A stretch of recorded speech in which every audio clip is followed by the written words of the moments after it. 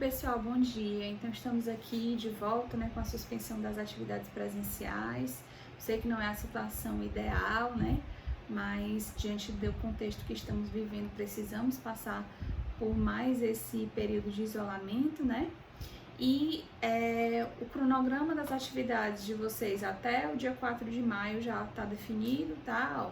Vocês podem se programar por semana, as videoaulas, as aulas ao vivo que nós vamos fazer também. Também estou à disposição para tirar dúvida via torpedo, via WhatsApp, até mesmo no Instagram, tá certo?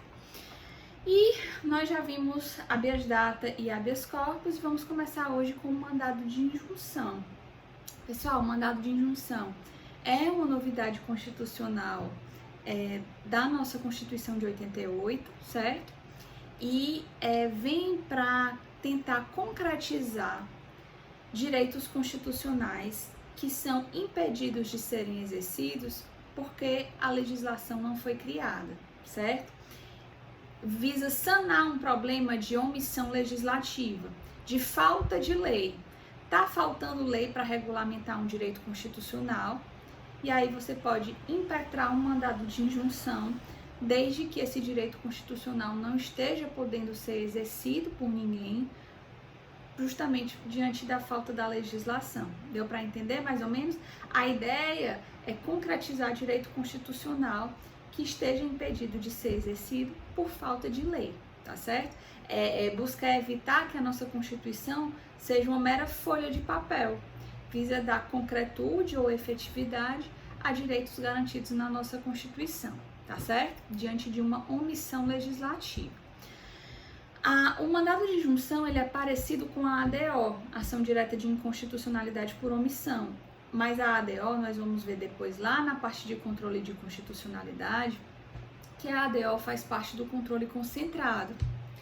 E o mandado de injunção é uma ação que trata de casos concretos de direitos subjetivos, que são direitos de sujeitos, Vou já explicar por que eu tô querendo falar, eu tô falando isso. Enfim, o fato é que o mandado de injunção, ele faz parte do chamado controle difuso. Nós vamos explicar isso lá para maio, nós vamos entrar na parte de controle de constitucionalidade.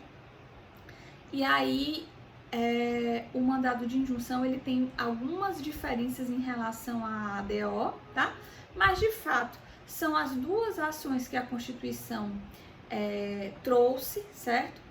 Para tentar concretizá-la, para tentar concretizar direitos que a própria Constituição concedeu, mas que, por falta de legislação, eles não estão podendo ser exercidos, eles não estão podendo ser concretizados, tá certo?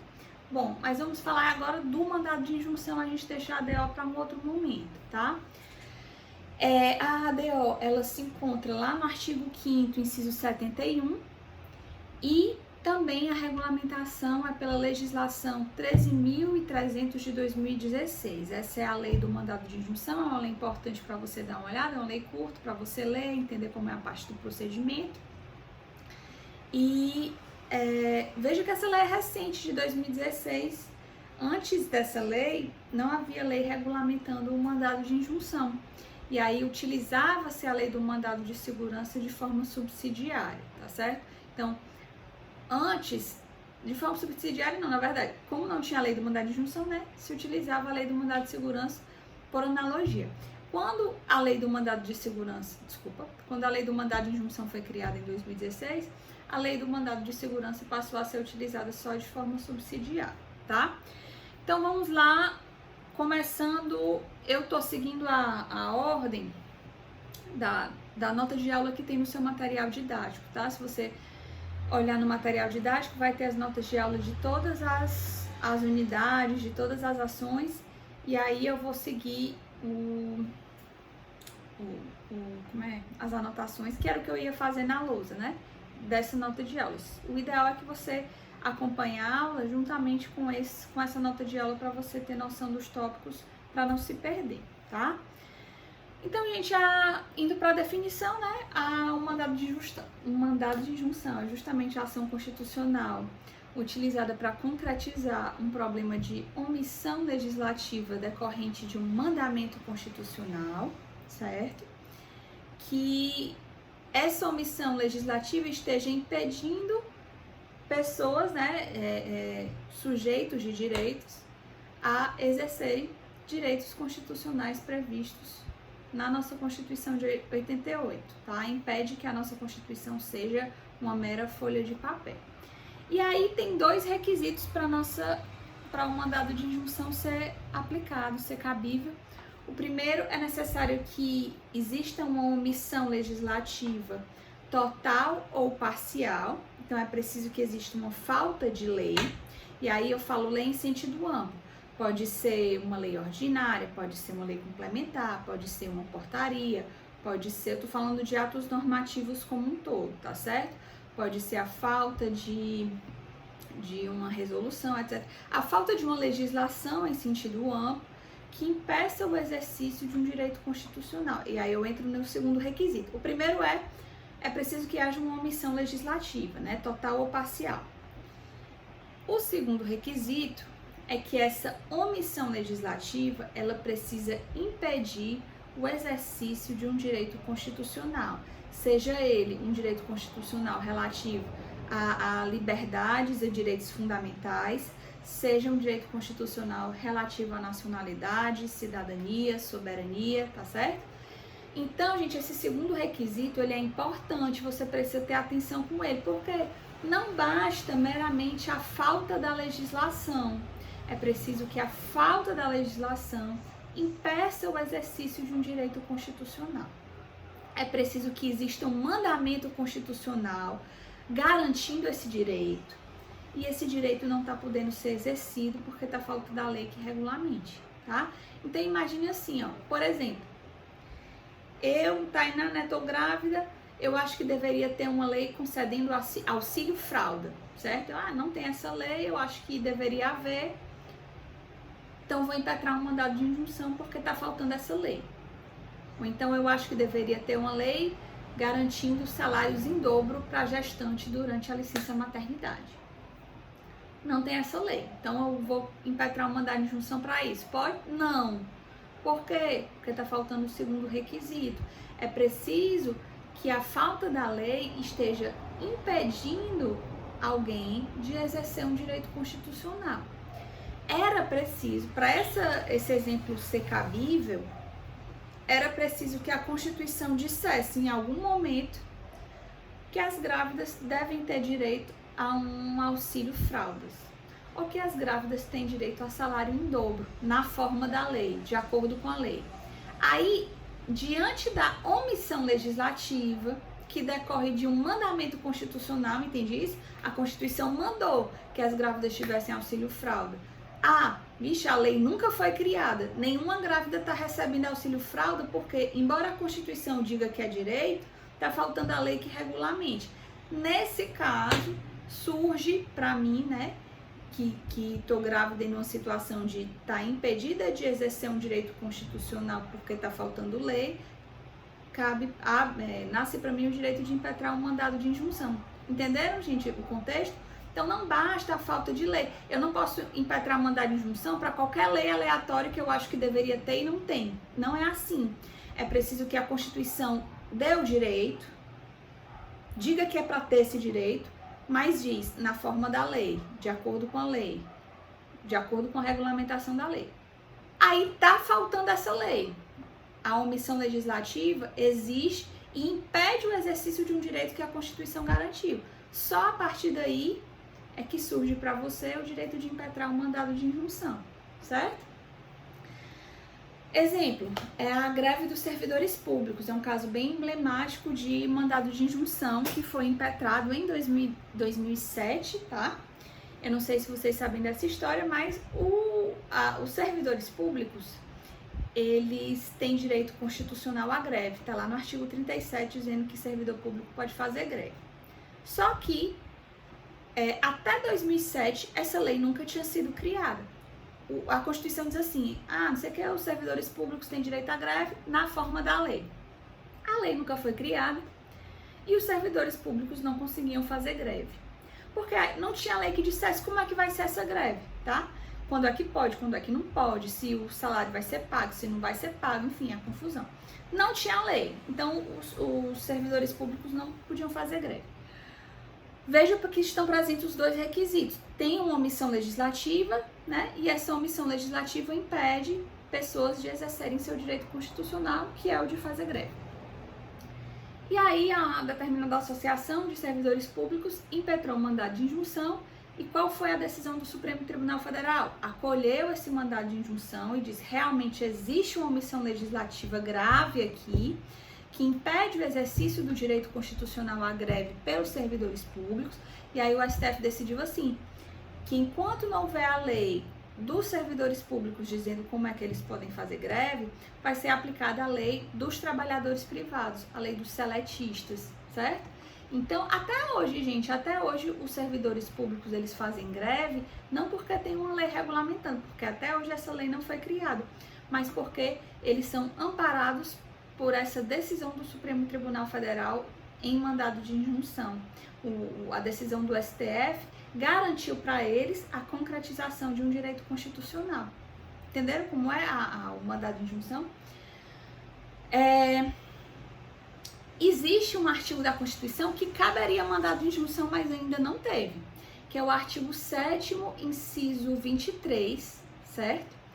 Que diz que os trabalhadores, eles têm direito, assim, a proteção para atividades insalubres, perigosas e penosas, certo? Eles têm direito a adicional de insalubridade, periculosidade e penosidade na forma da lei.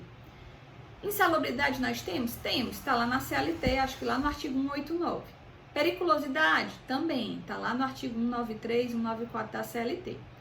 E a penosidade, gente, a penosidade talvez você nunca nem tenha ouvido falar, justamente porque não tem legislação concedendo esse direito. A CLT não fala nada de penosidade, não tem nenhuma súmula do TST, não tem nenhuma regulamentação por lei esparsa que traga o direito ao exercício, né, do adicional de penosidade. Então veja que é um exemplo de um direito constitucional, porque a Constituição diz que os trabalhadores têm direito ao adicional de penosidade, mas que esse direito não é exercido por ninguém, ninguém recebe, porque falta a lei que regulamenta, tá certo? Então caberia perfeitamente o ajuizamento de um mandado de injunção, na verdade a impetração de um mandado de injunção, para resolver esse problema de omissão legislativa que impede o exercício de um direito constitucional. O que seriam atividades penosas? Bom, não existe uma regulamentação, tá, sobre isso, justamente, por isso que eu estou dizendo que caberia mandado de injunção. Mas alguns autores de direito do trabalho vão dizer que as atividades penosas seriam aquelas que sujeitam o trabalhador a uma grave pressão psicológica, a um grave prejuízo psicológico, em razão da possibilidade de risco iminente de morte. Então, quem trabalha, por exemplo, com alturas elevadas, quem trabalha na construção civil, em andaimes, né, os trabalhadores da construção civil, que se sujeitam diariamente ao risco de cair, né, de altura bastante elevada, tem o risco de morte, muitas vezes não são amparados pelos equipamentos corretos, enfim, seriam pessoas que, de acordo com a doutrina, seriam aptas a receber o adicional de penosidade, mas não recebem justamente porque não tem legislação concedendo esse direito. Poderia ser um caso de mandado de injunção? Sim. Quem é que poderia impetrar? Nós vamos já ver os legitimados, mas é justamente a pessoa que tem o direito, mas não consegue exercer porque está faltando a lei, tá certo? Vou já falar da parte da legitimidade ativa. Então, um trabalhador desse da construção civil, ou mesmo um sindicato, a gente vai ver que cabe mandado de injunção coletivo, também poderia impetrar, tá? Mandado de injunção nessa situação que eu falei para vocês. No próximo vídeo, nós vamos falar também de mandado de injunção e eu vou falar de outros exemplos, tá? Por enquanto, eu queria ainda estamos na definição, né, nos requisitos, só para mostrar para vocês quando é que essa ação pode ser utilizada. Antes de passar para frente, só falar de um caso polêmico super recente de um mandado de injunção que foi impetrado, que foi o mandado de injunção relativo à criminalização da LGBTfobia. Na verdade, tanto impetraram um mandado de injunção como um ADO, e elas tramitaram juntos e foram julgadas juntas pelo Supremo Tribunal Federal. Essa decisão ela foi polêmica porque é o seguinte: a fundamentação desse mandado de injunção foi a inexistência de uma lei que punisse a LGBTfobia, né, de uma lei específica para a LGBTfobia. E o fundamento constitucional foi lá no artigo 5º, inciso 51. Deixa eu só conferir se é o 51 aqui mesmo. Peraí.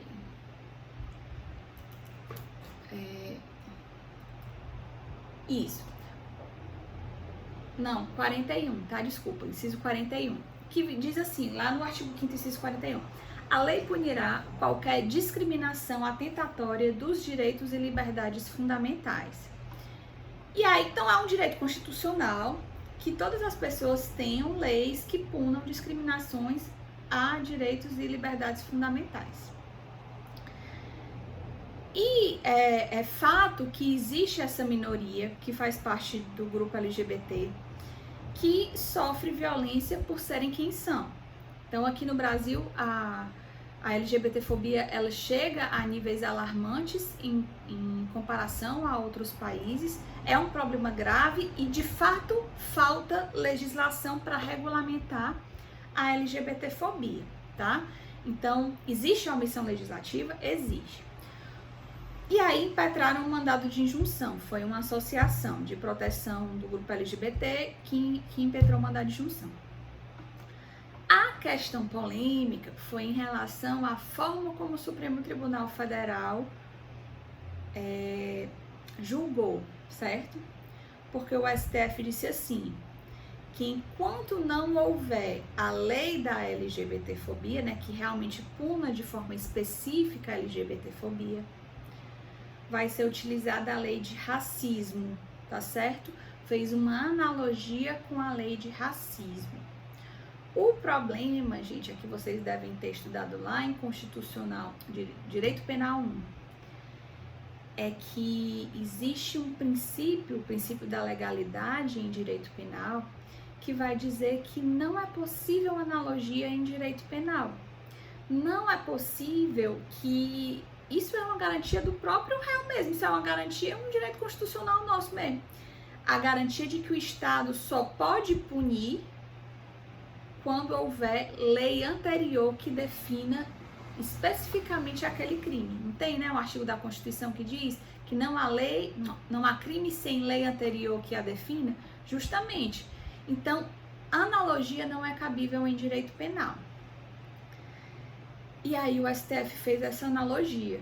Por isso que essa decisão ela é criticada do ponto de vista formal, né? É claro que ela traz digamos assim, ela resguarda o direito de um grupo que precisa de amparo, né? Que precisa de legislação protegendo-os, e ela busca a não violação de um direito constitucional, que é simplesmente o direito da pessoa ser quem ela é. Mas a forma como o STF resolveu o problema é que ela é complexa do ponto de vista formal, né? É criticável, porque ela mexeu com analogia em direito penal quando não poderia, né? Pelas nossas garantias constitucionais relativas ao direito penal. Bom, mas foi o caso mais recente, o caso mais polêmico que nós tivemos recentemente sobre mandado de injunção, né? E que o STF resolveu dessa forma. Passando para frente, gente, aqui na nossa nota de aula, o item 3 vai falar da utilização da lei do mandado de segurança. É só para dizer que a lei do mandado de injunção ela é recente, ela é de 2016, e antes da lei do mandado de injunção, utilizava-se a lei do mandado de segurança, já que não tinha a legislação do mandado de injunção em si. Atualmente, a lei do mandado de segurança é utilizada só de forma subsidiária, tá? Em relação à competência para julgamento, vai depender do órgão omisso, certo? É o órgão omisso ou a autoridade omissa quem vai determinar qual vai ser o órgão competente para julgamento, ou seja, para onde o seu mandado de injunção vai, onde é que você vai impetrar esse mandado de injunção. Normalmente é no Supremo Tribunal Federal. Por que normalmente é no Supremo Tribunal Federal? Porque normalmente o órgão omisso ou é o Congresso Nacional ou é o Presidente da República. Vocês devem ter visto lá em Constitucional 2, quem foi meu aluno de Constitucional 2 é para saber disso aí, né? Ou não, né? Mas eu falei, tá? Você deve ter visto em Constitucional 2 que tem alguns projetos de lei que são de iniciativa privativa do Presidente da República, estão lá no artigo 61 da nossa Constituição. E essas matérias que são de iniciativa privativa do Presidente, só ele pode fazer o projeto de lei sobre aquele assunto. E aí, se ele não fizer o projeto de lei sobre aquele assunto, aí vai caber mandado de injunção. Quem vai ser a autoridade coatora? Quem é que vai ser o órgão omisso? Que deveria ter legislado e não legislou? O presidente, que deveria ter proposto esse projeto de lei, tá certo? Então, quando for uma falha do presidente da República, porque ele não propôs o projeto de lei e só ele tinha competência para tanto.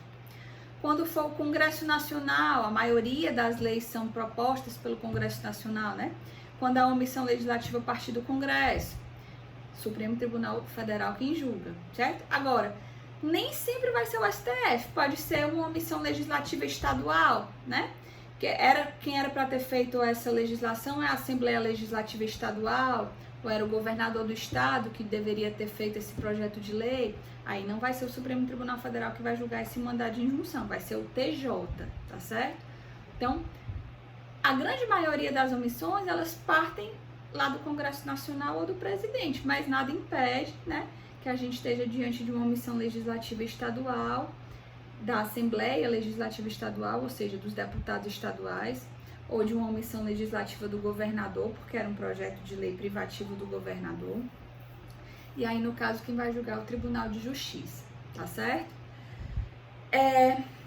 Em caso de, passando para frente, o próximo tópico é a transitoriedade, gente. É só para dizer que o mandado de injunção, ele foi feito para daqui a um tempo ele não ser mais cabível. Como assim? O que é que eu quero dizer com isso? É assim, quanto mais a nossa Constituição for concretizada, quanto mais o Congresso Nacional fizer o trabalho dele de legislar, né? Quanto mais legislação a gente tiver a respeito de direitos constitucionais, menos o mandado de injunção vai precisar ser cabível, né? Assim, o que eu tô querendo dizer é que ao longo do tempo, quando a Constituição foi promulgada, tinha várias omissões legislativas decorrentes de mandamento constitucional. Só que, na medida que o tempo foi passando, 30 anos já se passaram da nossa Constituição e várias leis já foram criadas regulamentando direitos constitucionais.